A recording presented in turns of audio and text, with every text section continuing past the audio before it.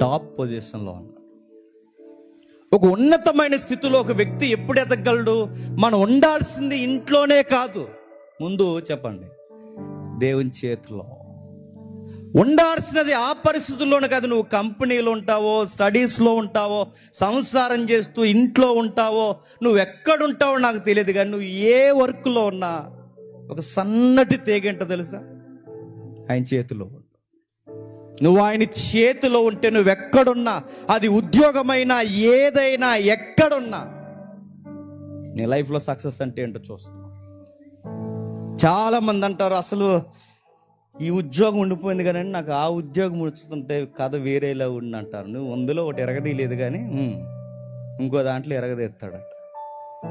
చాలామంది ఏమంటారంటే, ఇదిగో నేను ఇలా ఉండడానికి కారణం మా ఊరేనండి అంటారు.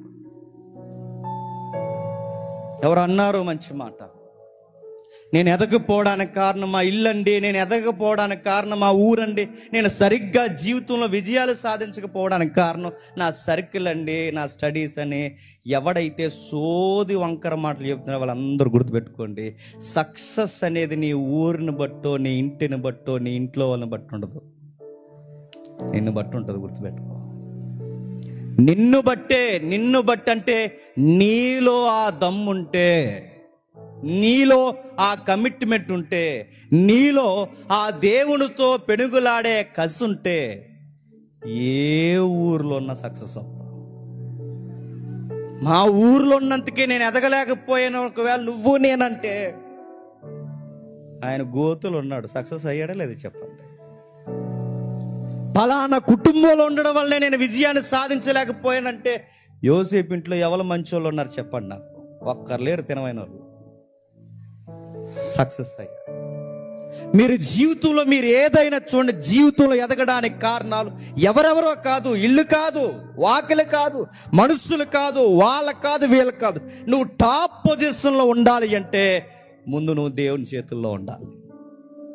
జైల్లో ఉన్నా సూపర్ హీరో అవుతావు, సమాజంలో ఉన్నా ప్రత్యేకంగా ఉంటావు, ఎక్కడున్నా నీ తోటి విద్యార్థులకైనా నువ్వు ప్రత్యేకంగా ఉంటావు.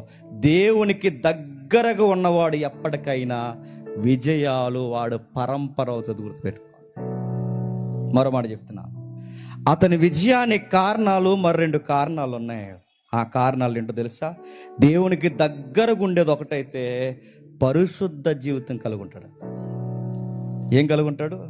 తన పరిశుద్ధమైన జీవితాన్ని, అంటే దేవునికి దగ్గరగా ఉంటాడు, పరిశుద్ధ జీవితం కలిగి ఉంటాడు. మరో మాట చెప్పాలంటే ఎక్కడ ఎప్పుడు ఎలా ఉన్నా ఒకలాగా ఉంటాడు. యోసేపు సెమినార్కి వచ్చాడు అనుకోండి, ఆయన ఇక్కడికే కనుక వచ్చుంటే సెమినార్లో ఎంత జాగ్రత్తగా ఉంటాడో ఇంటికి వెళ్ళిన తర్వాత కూడా చెప్పండి అంతే జాగ్రత్తగా ఉంటాడు. అందుకేనండి ఆ కుర్రోడు అంత బాగా ఎదగలిగాడు. ఎవడో ఊరికే ఎదగడు, నేను సీరియస్గా చెప్తున్నాను.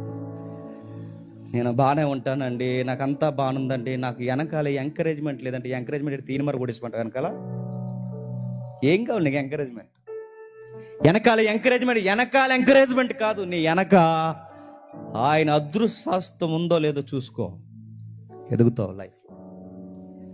ఆయన అదృశ్యాస్తం పనిచేస్తుందో లేదో చూసుకో, ఖచ్చితంగా ఎదుగుతావు. చేసే పనిని ఇష్టపడి చెయ్యి, చేసే పనిని లోపం లేకుండా చెయ్యి, చేసే పనిని ది బెస్ట్ అన్నట్టు చేయి. గుర్తుపెట్టుకో, వాడు చేశాడు నీ మంచి పని, వీడికి అప్పగించమని అన్ని అలా లూజు పనులు చేస్తాడు అనుకోకూడదు. ఇప్పుడు గుర్తుపెట్టుకో, ఎవడండి ఈ బాధ్యతలు ఎక్కడ చేసిందని కానీ, అదిగో ఆ బాత్రూమ్ కడిగేది ఆడికి అప్పచెప్పాడు, ఆడే వరమాల పనులు చేసేది ఆడేనండి అనుకో. యోసేపు ఏదైనా సిగ్గు లేకుండా పోతిపరింట్లో ప్లేట్లు చేస్తాడు, పోతిపరింట్లో లెక్కలు కడతాడు, పోతిపరింట్లో వాళ్ళ బట్టలకి ఇస్త్రీలు చేస్తాడు. ఒక్క పని కాదండి, ఆ కుర్రోడు ఏ పని అయినా చేస్తాడు. మనం ఏ పనులు చేస్తాం చెప్పనా? కనబడే పనులు చేస్తాం. ఏది కింద బరకాలు వేసే పని కన్నా ఏదికి మీద వాటర్ బాటిల్ ఇచ్చే పని మనకు బాగా ఇష్టం. ఎందుకంటే ఏదికి మీద బాటిల్ ఎత్తే అందరికి కనబడతాం. అలానే మంచిని ఇవ్వడం కానీ మానేస్తారు. ఉదాహరణ చెప్తున్నాను, నేను కనబడే పనులు బాగా చేస్తాం. స్పీకర్స్ ఉంటే ఒకలా పని చేస్తాం, స్పీకర్స్ లేకపోతే ఒకలా పని చేస్తాం. అడిగేవాడుంటే ఒకలా పనిచేస్తాం, అడగని వారు ఎవరో లేకపోతే, అడిగేవారు కనబడకపోతే ఒకలా పనిచేస్తాం. నీకన్నా ఎవడన్నా బాగా పనిచేసేస్తే ఒకలా పనిచేస్తాం. నీ ఫేమ్ ఎవరికన్నా వచ్చేస్తుందంటే మరోలాగా పనిచేస్తాం.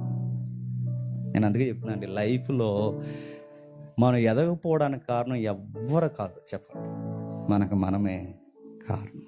దేవుడు కొన్ని దాసుంచుతాడండి ప్రతి ఒక్కరి లైఫ్కి.